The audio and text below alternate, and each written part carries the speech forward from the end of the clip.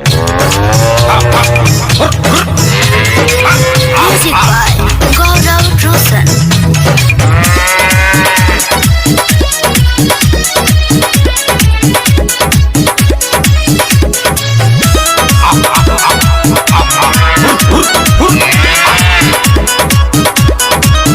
पहले रनिए स्टार अब बेकार भईनी होता इनकम ना बेरोजगार भईनी। अरे चुप ना ते काय बोलता रे। पहले रनिए स्टार अब बेकार भईनी होता इनकम ना बेरोजगार भईनी। अब तो रोई रोई गामा छा भिगावतानी रे भिगावतानी रे। तेरा बहिनी का ई कमरा का भैंसिया रे देख लिया ये हमार भैंसिया इज्जत से बतियावा। हम टिकटॉक स्टार है।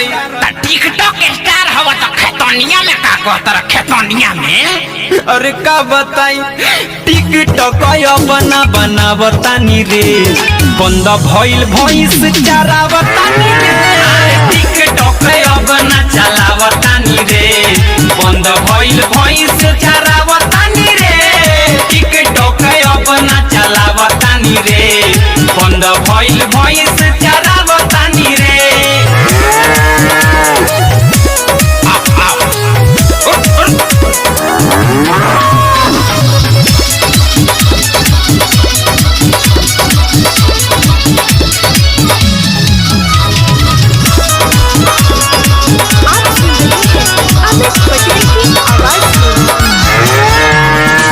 कहाँ कमाएंगे काथी रे खाएंगे बढ़ल बापर सनिया रे।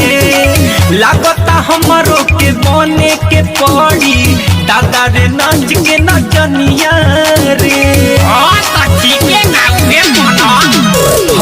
कहाँ कमाएंगे काथी रे खाएंगे बढ़ल बापर सनिया रे।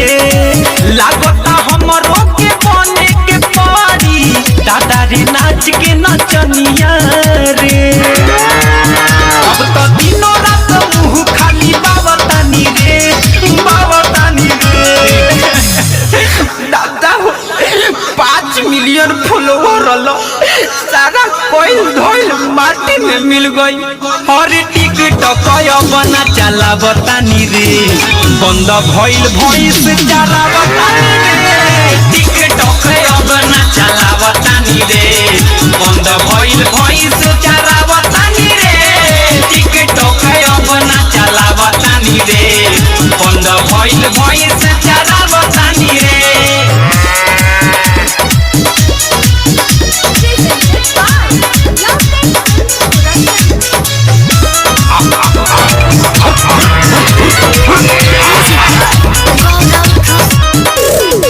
का कहियारा रे उठता बहुते दर्द हमारा भीतरिया रे। लागता यो सही चरावे के परी जिंदगी भैंस बकरिया रे। अरे मर्दे पियाई तो खोसिया हमारा के दियो।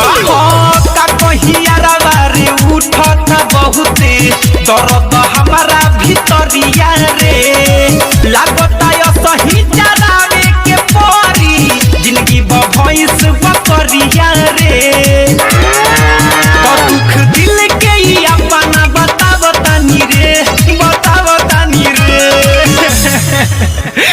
अरे जाए तो ये बाबू चुप रह तारा खातिर मोदी जी से अबे कह के एगो नया ऐप बनवा देता नी। अरे टिकटॉक बना चलावतानी रे बंद भइल भैंस चरावतानी रे। टिकटॉक बना चलावतानी रे बंद भइल भैंस चरावतानी रे। टिकटॉक बना चलावतानी रे बंद भइल भैंस चरावतानी रे। पहले रनिए स्टार अब बेकार भईनी होता इनकम ना बेरोजगार भईनी। अब तो रोई रोई गामा छा भिगावतानी रे भिगावतानी रे। अरे अमित भाई अब जवान भाई का टेंशन ले थवा मर्दे। चला हमरा साथे दिल्ली ओही जे पंचर साटल जाई ना तो अंडा बेचल जाई। बाग तोरा बहनी के हर टिकटॉक बना बतानी रे बंद भइल भइस चारा बतानी रे टिकटॉक अब न चलावतानी रे बंद भइल